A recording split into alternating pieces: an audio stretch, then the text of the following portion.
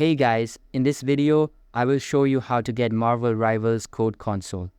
Make sure to watch until the very end to make sure you don't miss out on any of the important steps. Alright, let's begin. To get access to the Marvel Rivals closed beta test, you need to either get a referral code from a friend, get a code through a Twitch drop, or request access on Steam. So despite being a closed beta, it's actually relatively easy to get in. Just be sure to check out the dates and times so you don't miss out. Console players used to have another method of entry, but it has unfortunately since expired. There is still time until the beta ends, so not all hope is lost. Keep reading, and we will go over each method in detail. How to get access to Marvel Rivals beta on Steam. To get access to Marvel Rivals beta on PC, you need to select Request Access under Join Marvel Rivals playtest on the Marvel Rivals Steam store page starting from the 20th of July.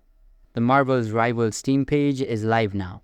If you are selected, you will receive an email from Steam. These confirmations are going out daily, so you shouldn't have to wait too long to find out if you've been selected. How to get access to Marvel Rivals beta on Twitch.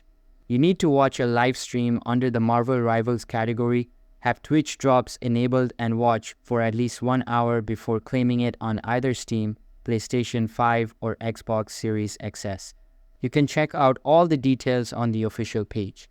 There have been some issues though, given the popularity of the game. The official Marvel Rivals X formerly Twitter account put a post out detailing what's going wrong, as you can see their official email. So, if your Twitch drop code didn't work after watching 60 minutes, you should be able to just refresh the Twitch stream the next day and receive a new code. How to get access to Marvel Rivals beta from friends.